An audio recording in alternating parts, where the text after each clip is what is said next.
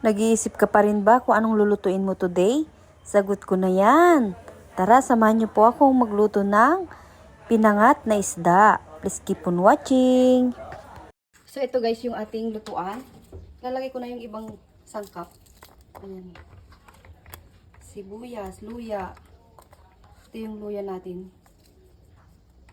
Tapos yung kating kamatis. Ayan. Mamaya ilalagay ko sa ibabaw yung tira. Sarap na itong ganitong lutong ulam. Ito yung gamit kong isda guys. May hasa-hasa ba to? Yan.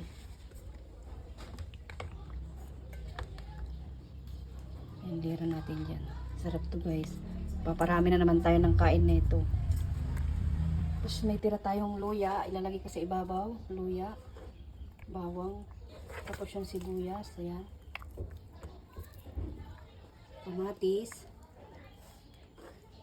Sarap na ito guys. Naku, ano kayang ulam mo rin ngayon? Comment down dyan sa comment section. Yan, tapos lagyan natin ng patis, taka suka. Lagyan ko ng bilog na paminta, ang buo. Tapos itong sili, dalawa. Hatiin ko kasi para gusto ko yung maanghang eh. Yan. Lagyan ko pa rin ng siling maanghang, 3 piraso. Timpla na natin ng patis. Yan. Tansya-tansya na lang yung ating patis. Tapos lagyan natin ng sukang puti.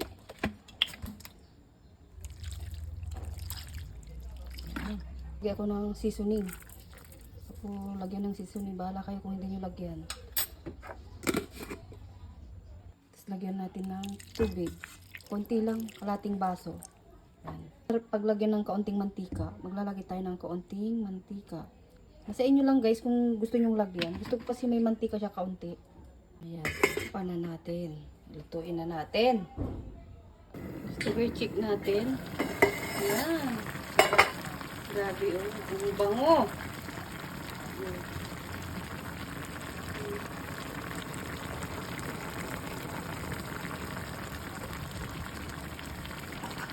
Titikman natin guys. Natakam na ako. Uy, handa ang kanin pag ganito yung ulam. Ah, sarap! Ayan.